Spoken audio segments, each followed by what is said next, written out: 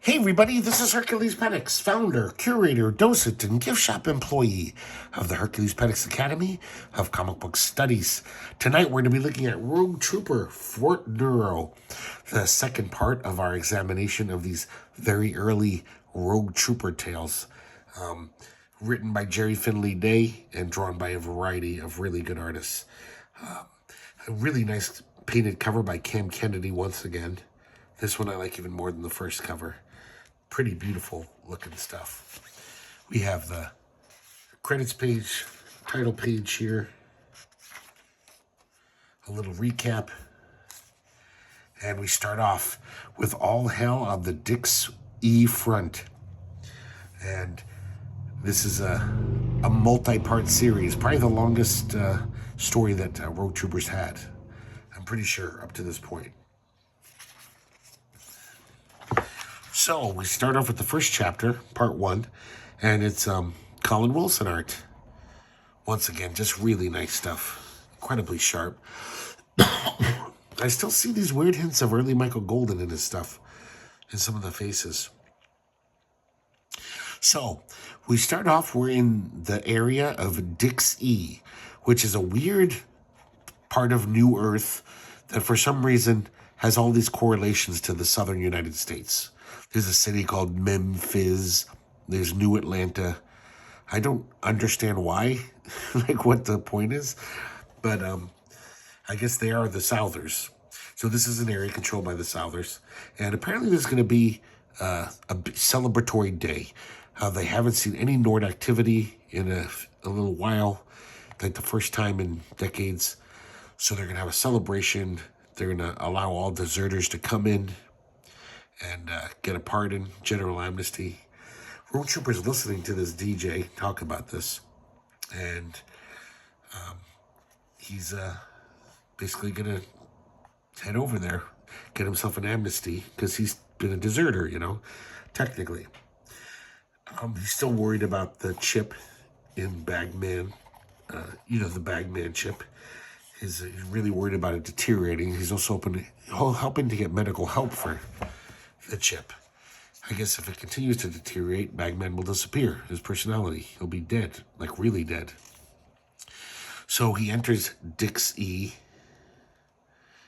and everyone's rejoicing there. He meets this chem nurse named Sister Sledge. I guess they were on the top of the charts at the time. Kind of a silly name. She gives Rogue Trooper full diagnostic, looks into the chips, and Rogue One looks over. While he's getting his checkup, he sees a guy pouring something into the filter system, and he says, it's a filth columnist. So that's the thing about 2000 AD, is they always had lots of like goofy puns and humor. Even in their like total kick-ass action stories, they always had like these goofy puns like that.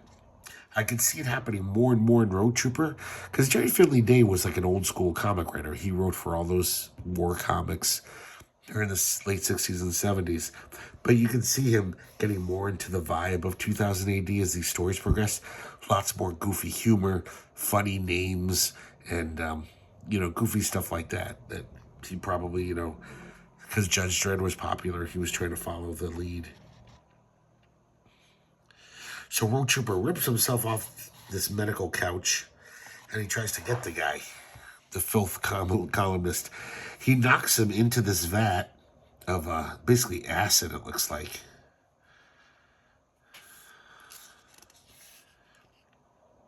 And he tells Sister Sledge about it. And we see in a Nort satellite, we see the generals are saying, the first stage of our initiative is done. All Dix One will be overrun. Part 2, still Colin Wilson art. So Rogue Trooper's trying to figure out what the hell's going on. And all of a sudden, Dix One is attacked by a bunch of filth columnists. I guess they've been lying in wait, like sleeper agents. And they're basically letting the poison air into the compound, killing a lot of the Southers. Everyone masks up as quick as they can, because they have to, or they'll die. And they, Rogue Trooper and Sister Sledge, fight these Nort bastards. Man, I just love these faces Colin Wilson does. Really interesting.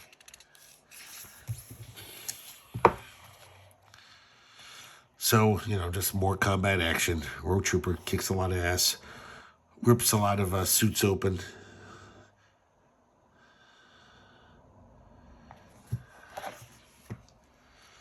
So basically this poison gas went through the whole compound. And Rogue Trooper realizes that the next offensive is going to come through the black hole. I don't know if you guys remember, but the reason why New Earth is so strategically important is because it's right next to a black hole. So old Earth, whatever, can send ships through it, across the galaxy. So we see these ships coming out of the black hole. He's so good at it. I love his spaceships. Colin Wilson would have been so good on a Star Wars comic. So we see these Nort soldiers. They kind of have these hang glider things. They're swooping down. Man, I just love this panel, man. This is Colin Wilson. That is just really high level. So these guys are swooping down, and Rogue Trooper's kind of marshaling the forces. He's like, okay, we got to shoot these guys. And they're all trying to shoot these hang gliders down. They're called the Sun Legions. I'm gotta apologize, guys. I'm kind of ill, and so I'm congested. So I hope my voice doesn't sound too weird, and I'll try not to sniffle too much. Man, this is just some great stuff. Well, really, I'm a big fan of Colin Wilson now. I never realized how much I liked him before rereading these. So, basically, Rogue Trooper kicks a lot of ass. Next, they're attacked by C. These guys are in these weird little, glass tubes. And they're attacking from the ocean now. So we got part 4, still Colin Wilson art. This is some really high level. It's interesting. I noticed, I'll point it out later, but there's definitely, you can tell when Colin Wilson was getting close to the deadline and when he wasn't. There's pages where, he barely has any backgrounds. But look at this, just, amazing. He's putting in so much work. Just the inking is so beautiful in these. It's really some lush-looking, beautiful art. So now the guys are... Rogue Trooper's the only one who can go in the water, because the water is basically just acid. So he goes underwater, and he starts blasting these Nort troops away.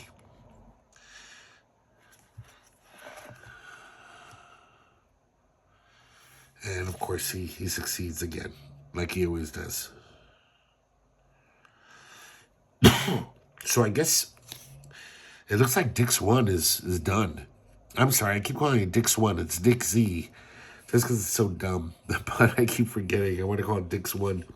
So he basically tells Sister Sledge, he's like, I guess we just got to get out of here. So everyone's just basically just retreating to the western side of Dix 1. I guess they're going to cross the ocean into New Araby. So here's part 5. Once again, the Norts use their Dreamweaver technology to, basically fuck with the minds of the Souther soldiers. And this time they use these disco dancing hotties. And, so the guys all take off their masks. Like, hey, no, let's dance. So that kills a lot of the Southers. So pretty much it looks like Rogue Trooper and Sister Sledge are on their own.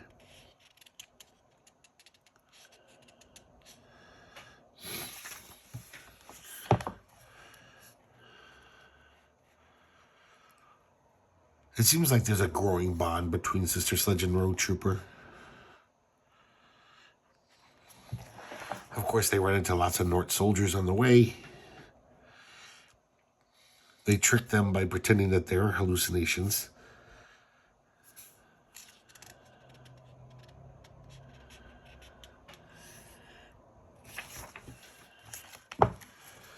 Now we got part 6, and now Cam Kennedy's taking over on art. Cam Kennedy's really good, but I think I prefer Colin Wilson.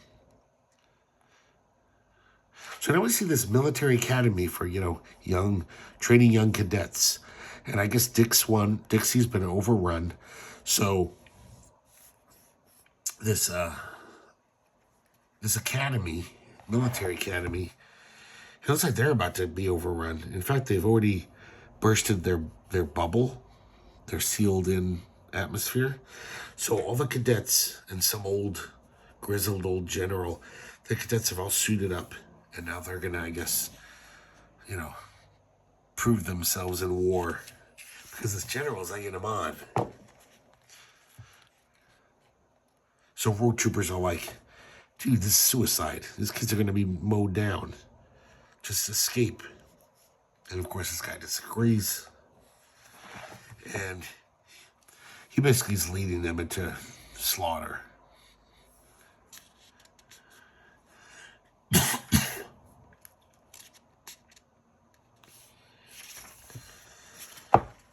So part 7, road trooper figures out a plan. He has his microchips use almost like use their synth chip, their synthesizers, to make like a retreat bugle call. So all the cadets turn around and retreat. That's what they hear. The old generals are like, where'd my troops go?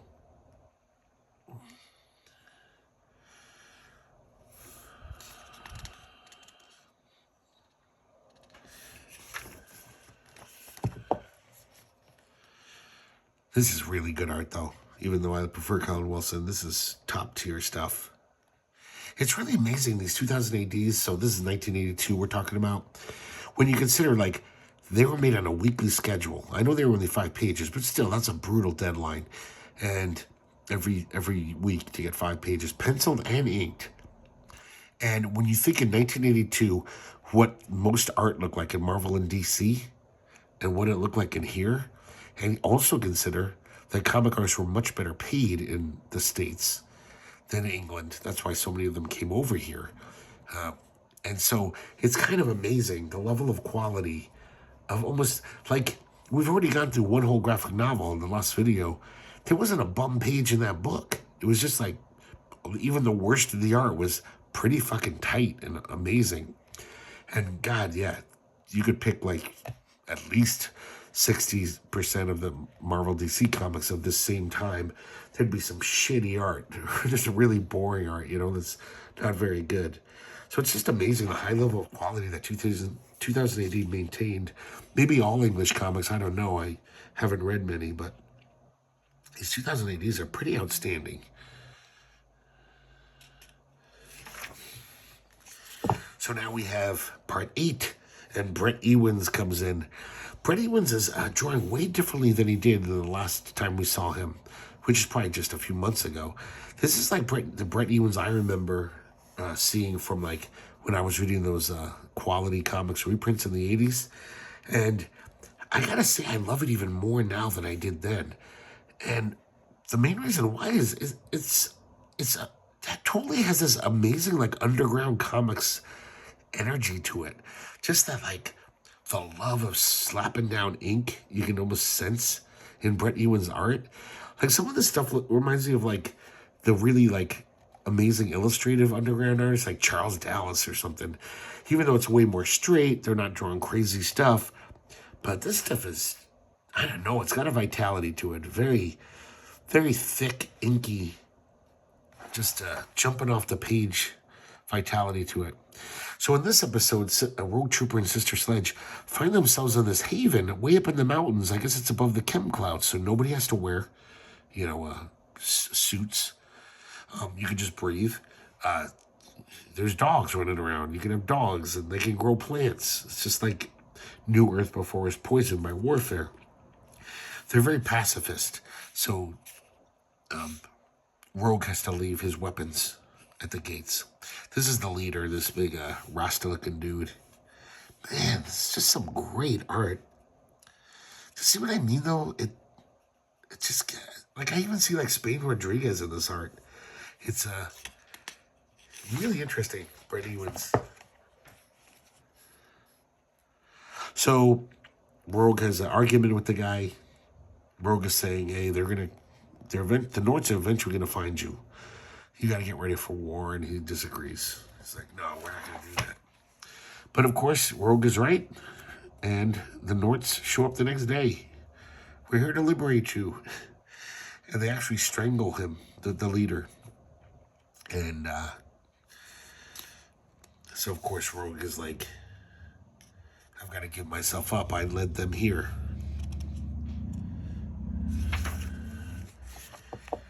Now we're still all hell on the Dixie front, part 9. Once again, Brett Ewins. And so, Road Trooper lets the Nords chain him up. The people from this haven, you know, they say, oh, you're basically our conquerors. Here's some food. And we even got something for the GI. It's got, like, something wrapped up. And this woman was trying to smuggle all of Road Trooper's weapons to him. I guess they came to their senses and realized, yeah, these Nords aren't going to just go away. I love this sequence of panels here as Rogue Trooper finally gets Gunner back in his hands. These guys just doing the dance of death here. So I love that. So, of course, Rogue Trooper kills all the bad guys. And I guess they keep coming. There's more and more bad guys. They're like, oh, we're doomed unless... Because, of course, this is a haven with clear air.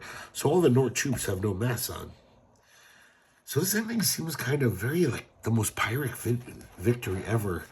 They actually set off a chem bomb, which releases all this poison gas, kills all the Nord guys because the people from the haven put on masks. And they're basically just like, oh, well, we'll have to wear masks from now on. Our haven is just as shitty as the rest of New Earth forever. But whatever, at least we'll still be free. I was just like, oh man, couldn't you think of something else? It's so sad. But then again, New Earth is a total hellhole. So it's even amazing that there was this little nice enclave for a while. Yeah, I still don't understand this referencing southern United States history. Like, this one takes place in Harpo's Ferry instead of Harper's Ferry. I don't know why. But Colin Wilson's back on this story. Just some more gorgeous shit. So basically they're evacuating Dixie. They're all the remaining Southern troops and refugees are all trying to get across get these ferries and head across the way to New Araby at Harpo's Ferry. Maybe this correlates to something in the Civil War or something, that's why. But I really don't care. It doesn't make the story any better.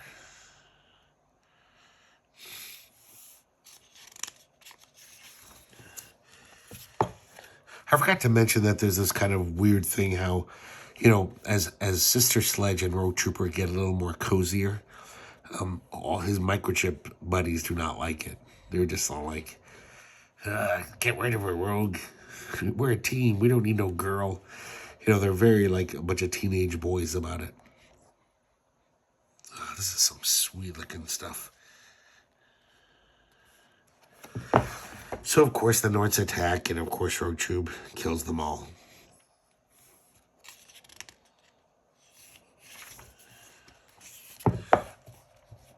So now we got part 11. More Colin Wilson.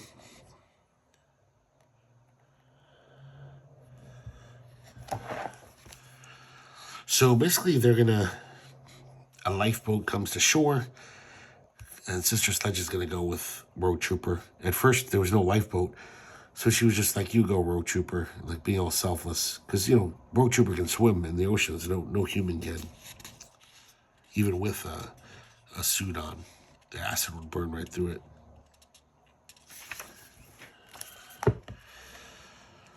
So they leave together, and then we find out on this life raft that she's a Nort agent the whole time.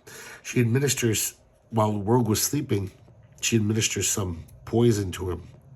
Remember that episode where the flower, that rare flower made Rogue Trooper sick? Well, she has, I guess, the whole time, every time Rogue went to sleep, she was trying these toxins on him. And she finally found one that worked. So Rogue is basically can barely move. And she's explaining that she's a Nort spy.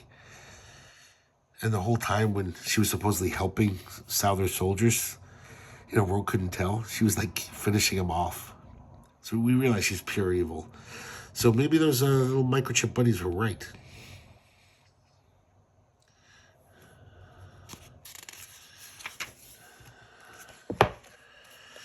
Here we see flashbacks to her explaining her deviousness. I should mention this part 12, and this is Colin Wilson again. So luckily, Bagman, he grabs her ankle with his little appendage, and she spills into the water, falls into the water, and just burns, dissolves. And Bagman gets to say the line, "Frankly, my dear, I don't synth a damn." So dumb. Damn, I gotta get water, guys. And I just want to go to bed, but I also want to make this video for y'all. So of course, they're not safe for long. Some Nort guys attack from the sky. It's the kind of stuff that really just screams Michael Golden to me. That could be a Michael Golden panel. So, of course, Rogue takes care of him, like he always does. And now they're... I'm sorry. Rogue says, "Oh, no, we're not escaping into New Araby. We're going back. Their guard will be down, the Norts, because they'll be celebrating their victory. And I'm going to take those fuckers out, their leaders." So now we have a two-parter called The Assassination Run with art by Cam Kennedy. So the Norts are very happy and they're celebrating.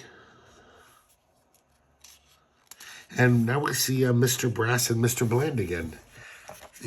The war scavengers, the looters. And they're talking about Rogue Trooper, how they found where he is. They located him, and they really want to get Rogue Trooper because of his valuable equipment. They're like, "Oh man, the resale value on those microchip stuff he has would be amazing." So there's this giant victory celebration in this Coliseum, in this stadium at New Nuremberg. And Rogue Trooper shows up. He grabs one of the Norts, takes his costume, his outfit. He puts on this goofy mask, and he's going to enter the stadium and take out the four generals. And the whole time, the looters are watching him, Mr. Brass and Mr. Bland. Chapter 2. So we see these, I just love these four panels. This is just great cartooning going on here. So these are the four generals. One of these guys is the traitor, or so Rogue Trooper thinks. And, of course, these guys are also behind the taking of Dixie. So Rogue Trooper, the reason why he went back is he's going to kill these guys. That's why he's going on this assassination run. So the looter guys realize, hey, we could sell this information. We could contact the Norts and say, "We know where Rogue Trooper is right now. If you send us a certain amount of money, we'll tell you." The Norts actually say, "Nah, we know he's in the stadium," but they don't know exactly where he is. In fact, you're using Nort equipment without authorization, so we're going to locate you as soon as we can and take you out.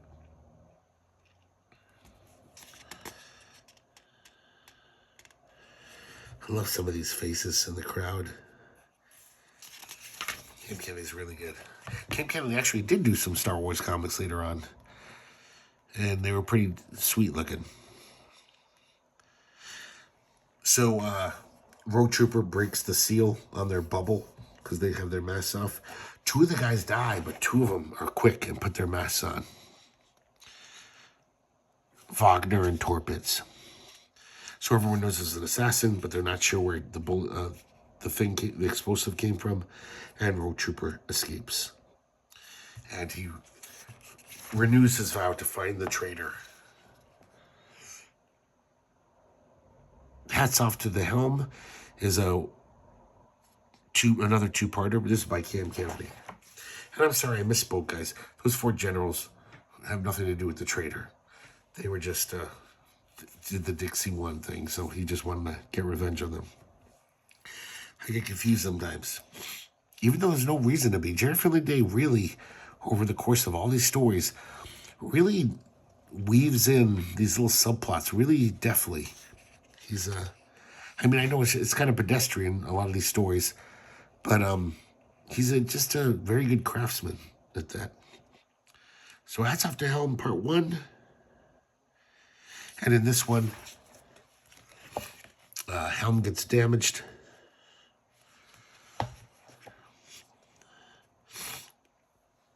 And once again, we see some other Nort technology, these pill boxes. They're just kind of automatic to guard the perimeter. And Rogue's got to get through them.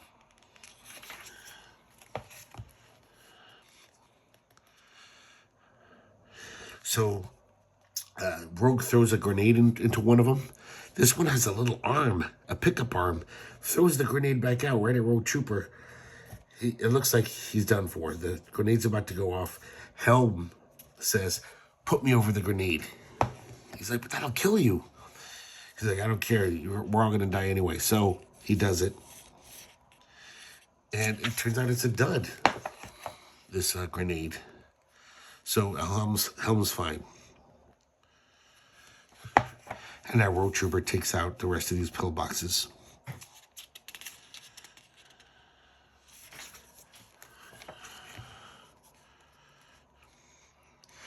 And basically Helm's the big hero. Now next is another multi-part story. This is a fun one. The Marauders. This is split between Cam Kennedy and Colin Wilson, the art duties. So I'll let you know as we go along. Chapter 1, Colin Wilson art. And this is that really good Colin Wilson art. So I guess there was the satellites above New Earth where the generals hang out and watch everything. They sometimes fight amongst each other. So we see one of these Nort satellites fell out of the sky a long time ago, crashed in this kind of jungle. There's some kind of foliage that thrives in the chem clouds.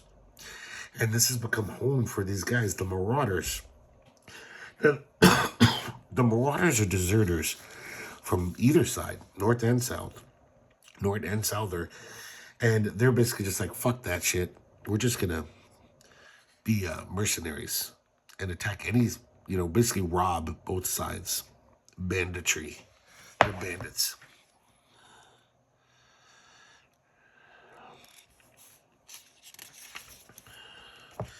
So Rogue runs afoul of some Nort troops once again.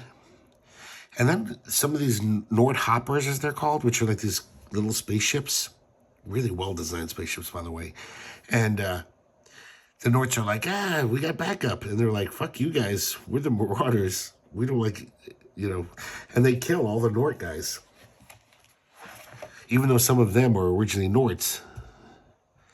They're kind of cool with Road Trooper. They're like, we got no beef with you.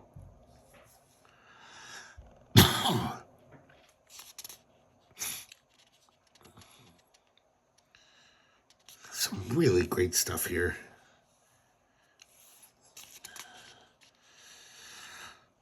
So this one guy, basically, pretty chill with Road Trooper, says, Road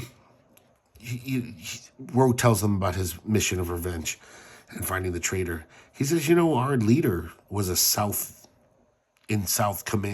Command. He might give you some leads. You want to come with us? You'd be a good addition to the team. maybe you should come. So Roach shows him pictures of all the four guys that could possibly be the traitors. Remember that episode where he went up to that satellite and talked to all the generals? So one of these guys could be it. The lieutenant doesn't, the marauder leader doesn't recognize any of them. But he says, hey, come back anyway. You can talk to the leader, or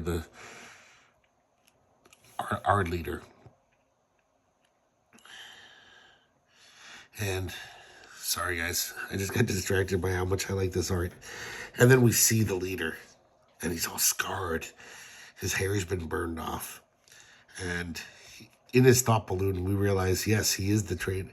He's admitting it. He's like, I'm from Buzzard 3. I'm the traitor, but with an entirely different face. Thanks for the exposition, bad guy. So now we got part 2 of the Marauders, more Cam Kennedy art. So basically this traitor guy, he's laid a trap for Road Trooper, of course. He's more kind of as mad at Road Trooper as Road Trooper is mad at him, because he had that cushy gig where he was like in military high command, selling secrets to the Nords. Rogue shows up, ruins it all. And I guess even his escape pod malfunctioned, even though he made all the other ones malfunction. But his accidentally, I guess, was bad too. So he was burnt to a crisp, and that's why his face looks like this. Unrecognizable.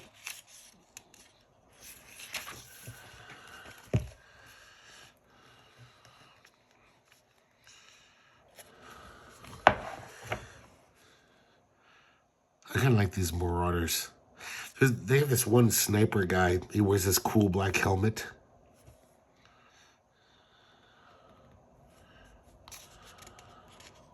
His name's Morgan.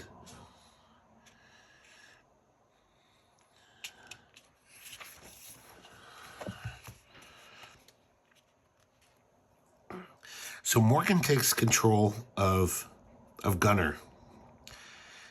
Basically, the leader says you can have him as a reward, and all the other equipment of Road Trooper. We have a flashback to find out how this traitor guy, how he ended up with the Marauders. He basically, went to the Nort Command expecting a good position, but his name, because he fucked up at that, remember the jail where he was stationed? He had a mask on the whole time, so you might not recognize him. After that incident where Rogue Trooper helped all the prisoners escape, after that incident, his name was kind of Mud. So they offered him a menial position. He lost his shit and killed his superior. And it was I guess this other prison. So all these prisoners, both North and South, followed him. He freed them, and that's how the Marauders were born. Then after that, they were like, fuck both these armies. Let's just profit from this war. So now the trap has been sprung, and Rogue Troopers all hog-tied on the Wheel of Pain. So here's chapter 4, and we're back to Colin Wilson. This is one of the ones where, like, look how different this Colin Wilson is. First of all, that face is kind of sketchy. Look at these, just no backgrounds. This is like John Byrne in the 80s. This is white. And that guy was drawing such luscious backgrounds earlier. So I just have a feeling that, this week, Colin Wilson got behind. And he had to get 5 pages in ASAP. It's still not bad. Not that bad. But man, the difference between the Colin Wilson that we've been looking at and this is huge. Almost doesn't look like the same artist.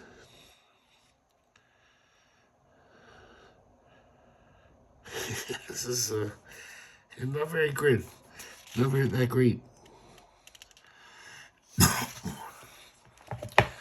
So even though he's hog-tied up here, of course, Bagman helps him out, gives him a laser torch. Oh, this is a pencil laser, as they call it. He frees himself. He shoots a hole in this window, lets all the poison gas in, kills a bunch of the guards, and he escapes. And this is everything I mentioned. This is Cam Kennedy again now. Cam Kennedy's back. I gotta say, this looks even looser too, so maybe for like 2 weeks there, 2000 AD was running behind. Because this doesn't look good as Cam Kennedy's last work we looked at either.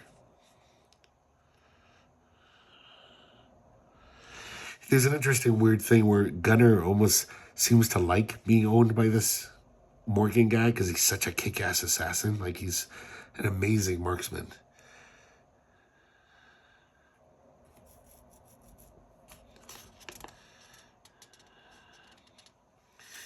So now they're basically, Morgan and this Salver pilot are in this little ship. They're, well, there's a whole crew of them. There's a whole troop of them.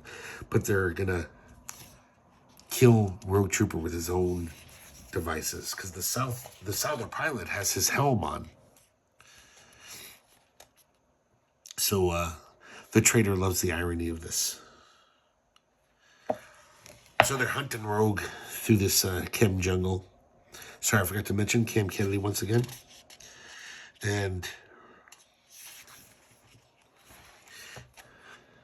they got him cornered.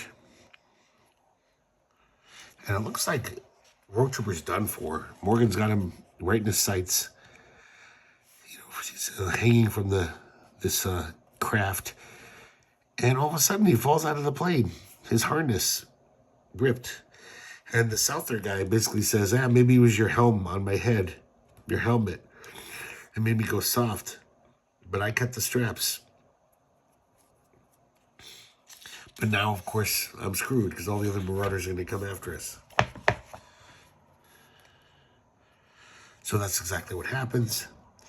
But between Rogue Trooper and the Souther pilot, they kill all the other Marauder ships. Back at the Marauder base, that down satellite, they get word that the Souther pilot, one of them basically is a traitor, and that Rogue Trooper is still alive. Rogue Trooper attacks the compound, kills a lot of Nort troops, and after they kill all the Marauders, the Souther guy just says, I'm taking off with your helmet. That's payment for me saving your life. And the traitor, the chief, he basically is he's got this auto-destruct for the whole Marauder base. He's going to lure Trooper back, and he doesn't care if everyone else has to die. And I'm sorry, I misspoke earlier. He didn't kill all the Marauders. He just killed the Marauders coming after him. There's still a lot of them in that satellite. So now we got Colin Wilson kind of back to form, actually drawing backgrounds again.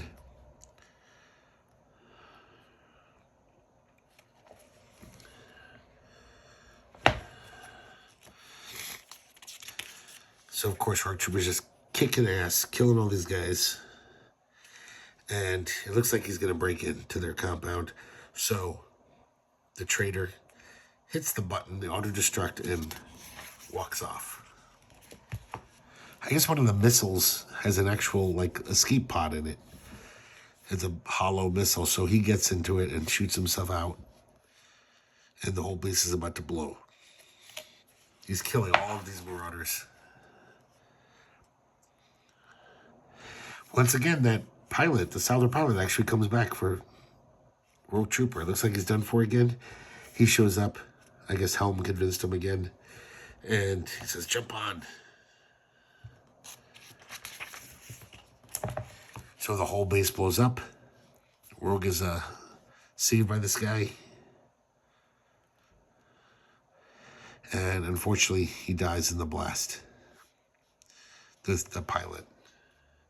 So Rogue Trooper does get his helmet back. So that's the end of the Marauders. Now this is probably the longest series up to date. Fort Neuro, as the book title would imply, is quite a long series. This is really showing that goofiness, that 2000 AD silliness. So we start off with chapter 1. This is Brett Ewins' art.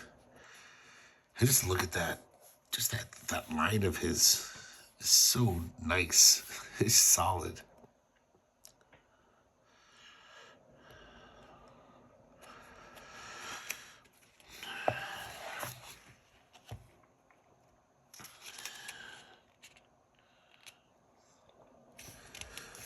So now they're getting closer to Fort Neuro. Oh, I'm sorry, I'm a little ahead of the game here.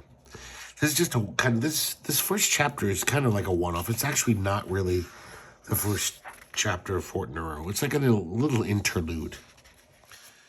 So they've killed all the marauders, and now road trooper's getting some rest. Sorry, guys, this is gross. It's got some snot on my comic. God damn it. And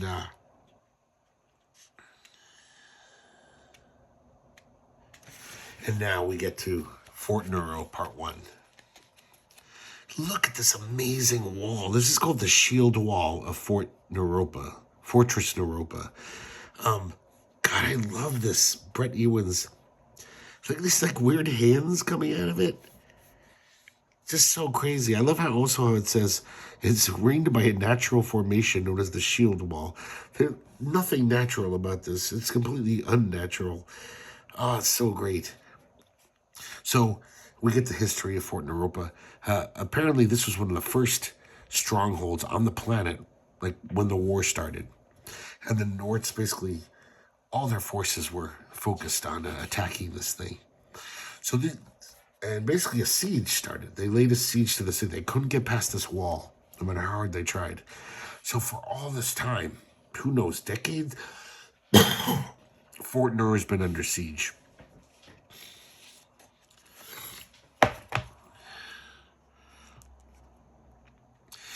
Now, also, I guess this was built before the New Earth was poisoned and, turned into a scum heap.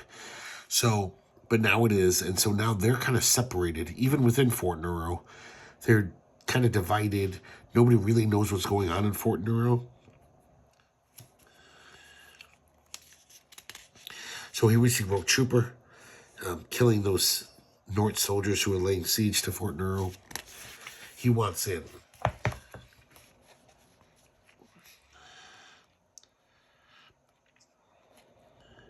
So the first section he comes to, so Fort Neuro is huge.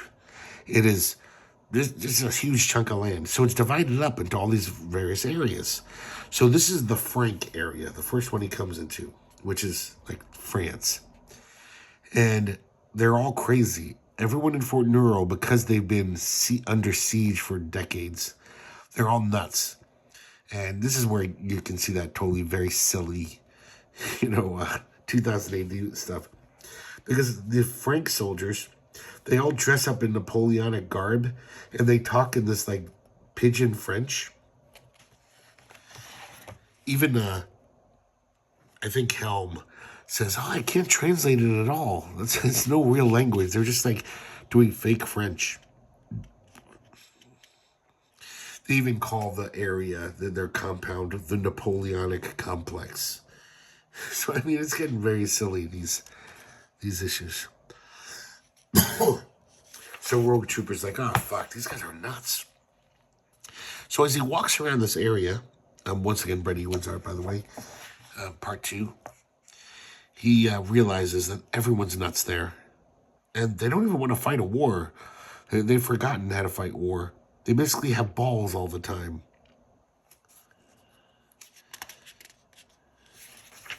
They've been totally isolated, even from the other places within Fort Neuro, the other areas.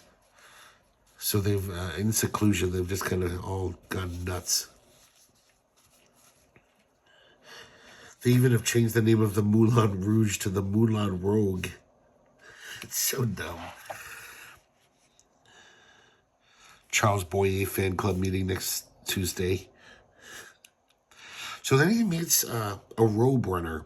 So when the war was active, before these guys went all nuts, they had these road runners who were like the messengers, couriers in between areas. They'd, send information, bring information.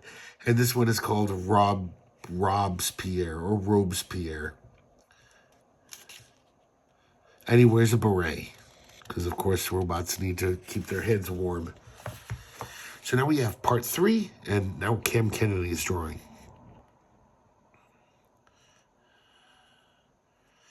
And we see a little flashback to how things were in Fort Europa at one time, and how the robes were very well regarded, and they heroically would keep the areas kind of linked up. And they brought vital information. Some of this later Cam Kennedy art I find it kind of muddy. I don't think the printing is bad. It's just the way he look at this panel. It just looks very almost blurred out and muddy. Just the way he inks. It still looks really good to me. I still like Cam Kennedy's art a lot. So these soldiers are worthless. And Rogue realizes, he says, I'm going to have to, I got to go to the other sectors. Maybe those guys are still good soldiers. And Robespierre is going to lead him. He's going to be his little scout.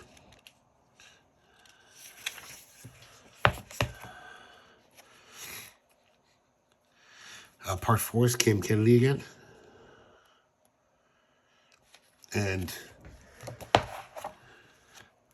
Rogue Trooper's basically trying to plan his escape. The North sends some seal bursters, and Rogue fights them off. Basically shoots them out of the sky.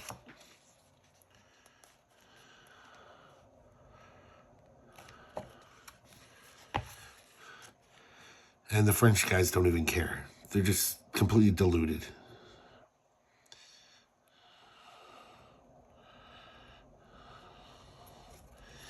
So now, I guess he's going to go to the sector that is occupied by the Limeys.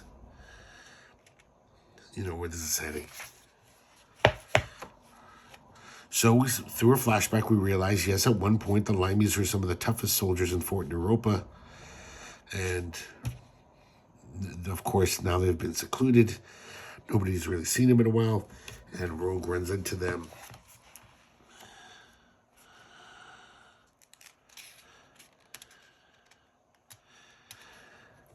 Robespierre is leading him across this wasteland. They get attacked by one of these Nort robots. And Rogue takes him out.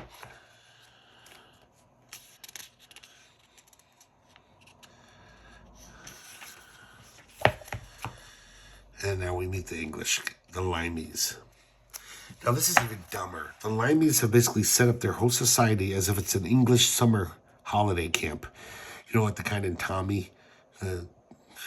People love to go to in England, where they have all these, like a carnival, and they sell choco ices and whatever, fish and chips on the pier. And they basically don't even fight anymore. They're not soldiers. They're just like, oh, we're at holiday camp. Once again, this is part 6, Cam Kennedy art. He meets the camp, the general, who's basically the camp coordinator or whatever. And he's nuts. He's no help.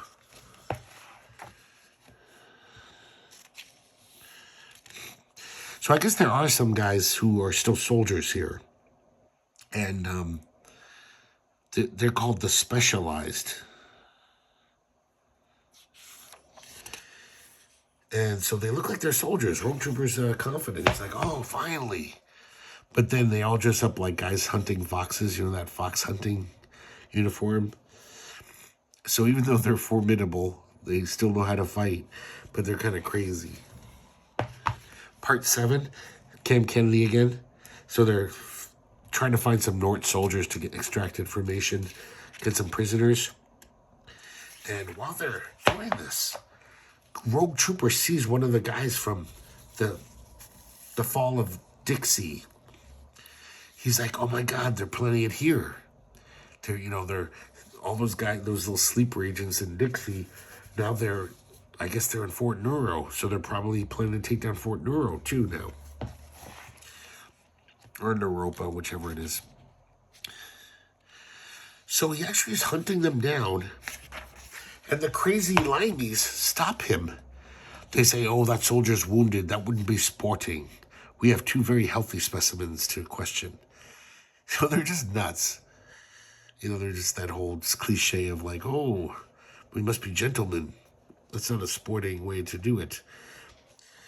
So, of course, Rogue Trooper's frustrated. Back at the limey area. Basically, everyone's giving him the stink eye. They're like, oh, he's a man of lower breeding, this Rogue Trooper.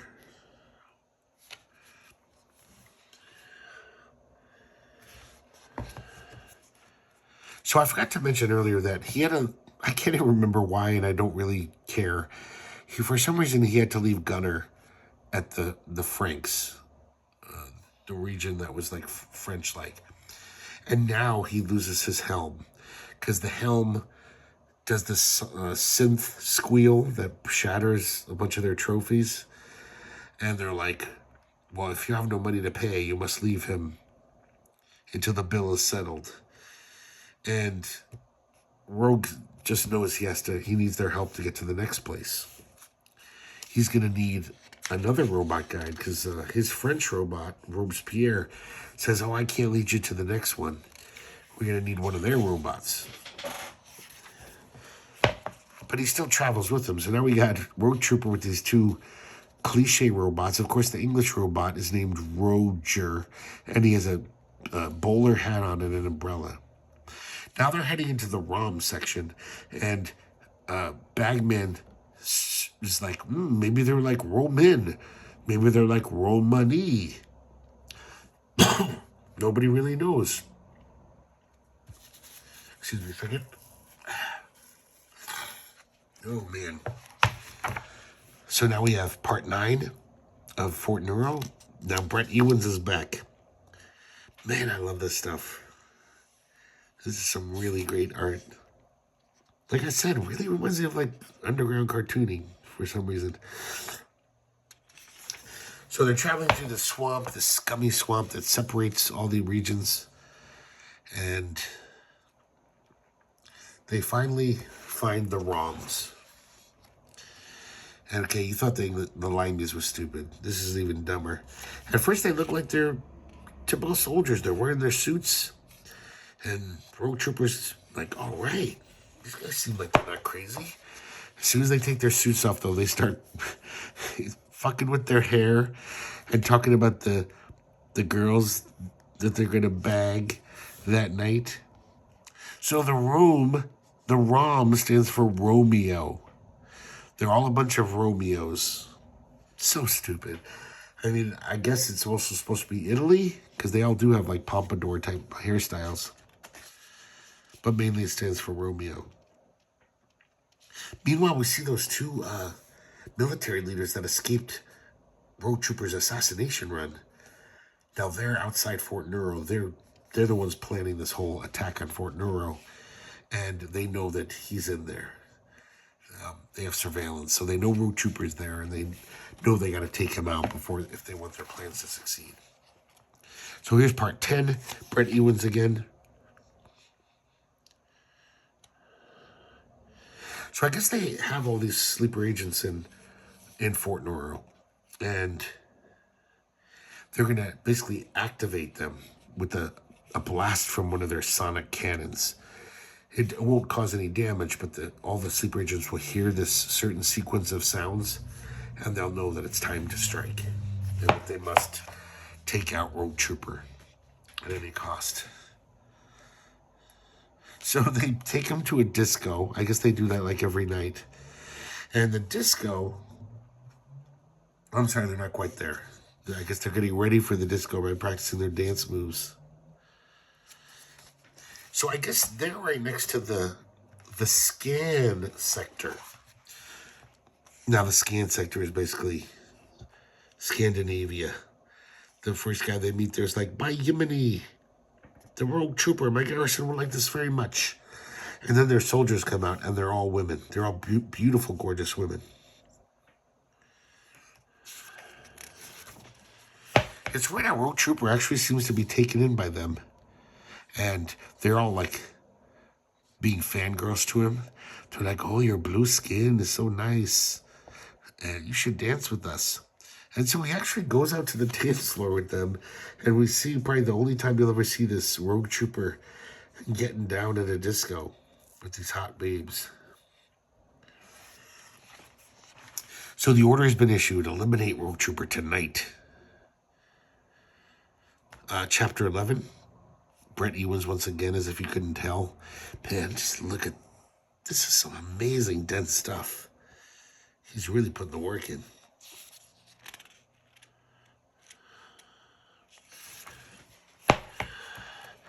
So I guess the scans, their whole thing is like, basically it's a never-ending beauty contest. All these beautiful soldiers. It's all about having beauty contests and also, you know, dating these Romeos.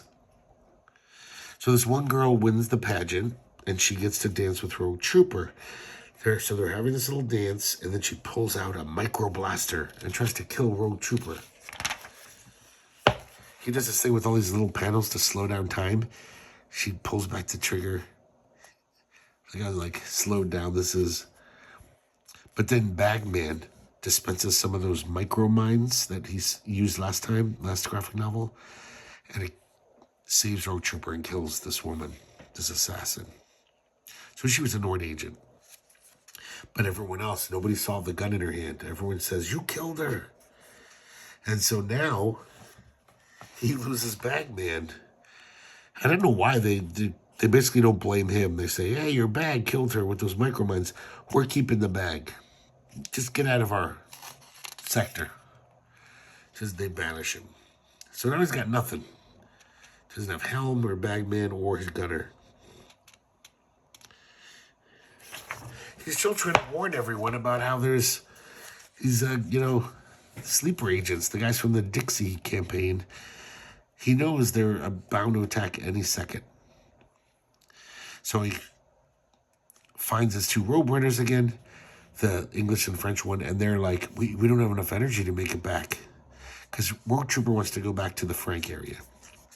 So he takes them to the old robotic workshop, which has now been turned into a tanning salon and hairdressers. And he, I guess there's still some equipment there. He charges up the robots, but he overcharges them. In fact, so much that all the metal things in the salon fly to them, magnetically attracted to them.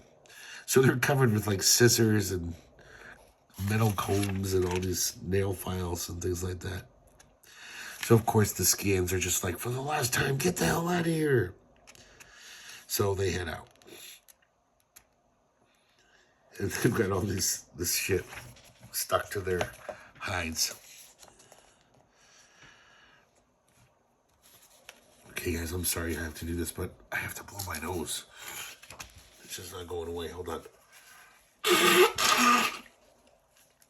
Sorry about that. If I knew how to do mute, I would have. But I don't. Okay.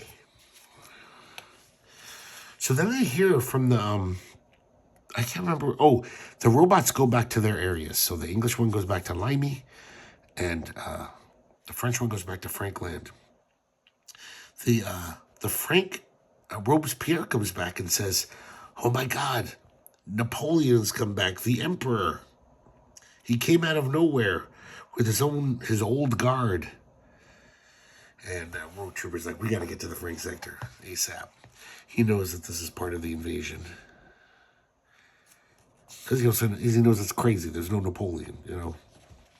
These French think they live in the Napoleonic times. They're just completely delusional.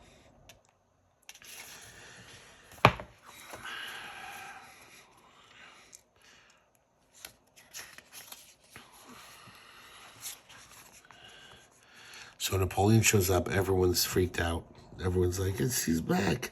So he has full access. Of course, he wants to see the shield wall. That's the secret to invading Europa.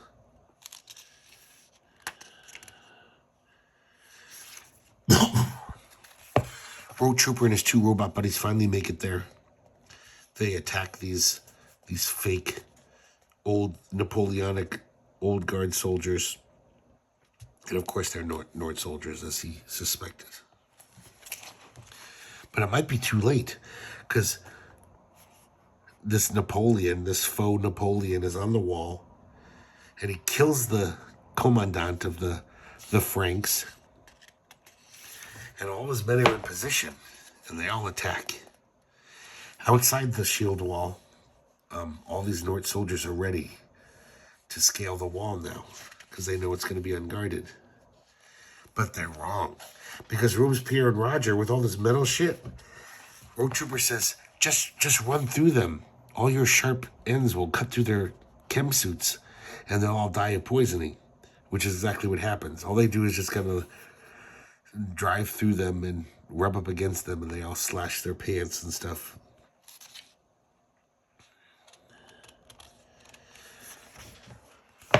So the robots really make a mess of these troops.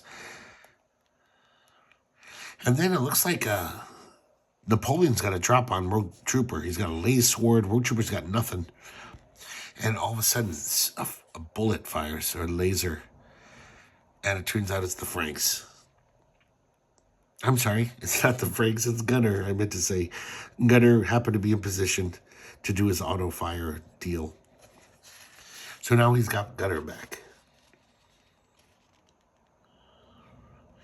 And it looks like the Franks finally, they're still crazy, but at least they're willing to fight. So Road Trooper leads them. He says all these emperors, the old guards of the emperor, they're all Norts. Blow them away. And that's what they do. This is part 15, by the way. Still Cam Kennedy art.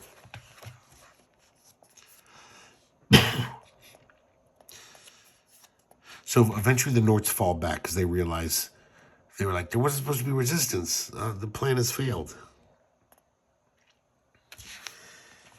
Even though they seem to be willing to fight now, Rogue realizes they're still fucking nuts. They bring out a guillotine, and Rogue's like, oh my God, these guys are stupid. And they're going to have more balls, a grand ball. So he at least gets more of these robots. And he trains them how to basically just run through the soldiers and tear their uniforms. And they're also going to put spikes on them and, sharp edges. So now they're headed to the Limey sector. Part 16 is also Cam Kennedy.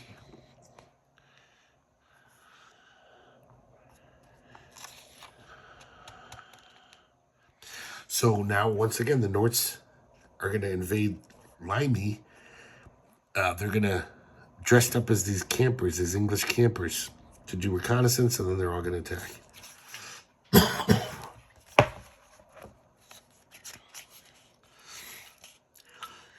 Yeah, so they come up from underground. Roger falls in. Roger the robot falls in. And even as he falls in, he takes out a lot of them because he's got the sharp shit on his body, and he tears through them.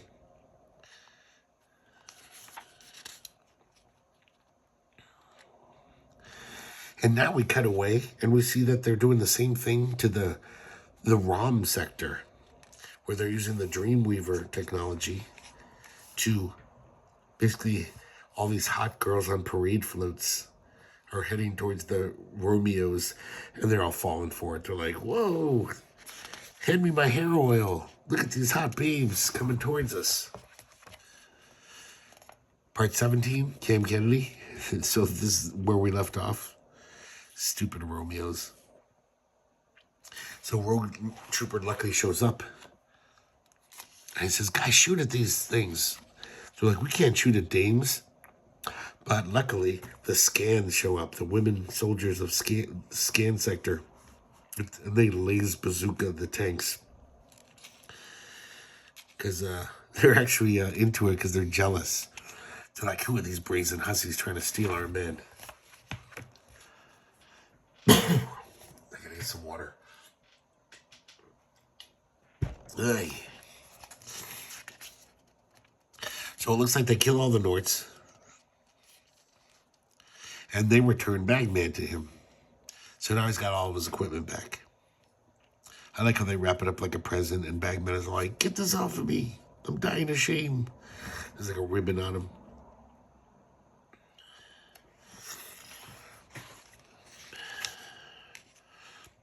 So now, I guess, because of this incident, all the scan women, they have basically broken up with all the Romeos. So the Romeos are now basically whiny little goth guys. Instead of being disco dancing dandies, they're now just all wallowing and writing sad poetry and really bummed.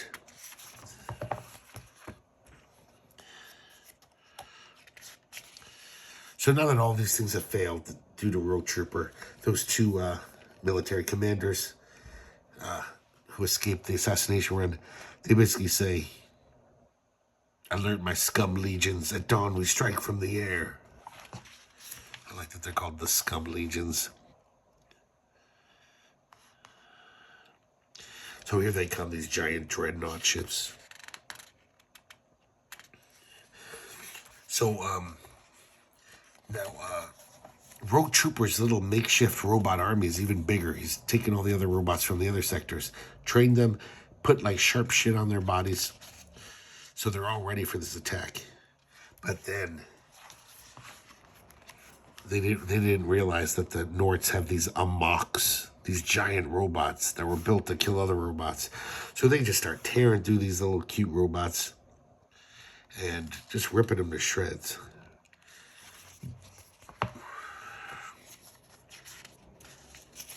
I didn't mention, I think this is Cam Kennedy again. Yes, it is. Part 18 of Fort Neuro, Cam Kennedy. So this is one of those military commanders himself. He's leading the charge. Torpitz here. So all of a sudden it looks like Rogue Trooper's side's going to lose. And all of a sudden this army comes out of the chem clouds. And it's the ROMs. They've got their heads screwed on straight. They've actually put on their, they're not worried about their hair anymore. And they came to fight. And with their help, they kill all of these Norts. Even Torpitz gets it. So, Rogue is getting his revenge a little belatedly, but he's getting it. The Limeys show up, and they're ready for action. And then the Scans show up. So it seems like all of a sudden, all the groups have, lost their insanity. And they've all helped out, and they've all defeated the enemy.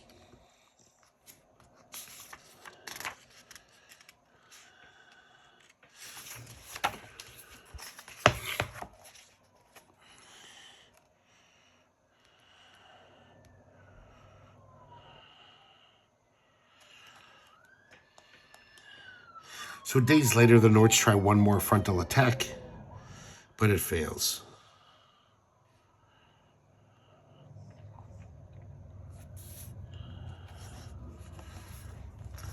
And then, so basically Rogue Trooper's like, okay, I've saved the day. I'm heading out. I gotta find this traitor still.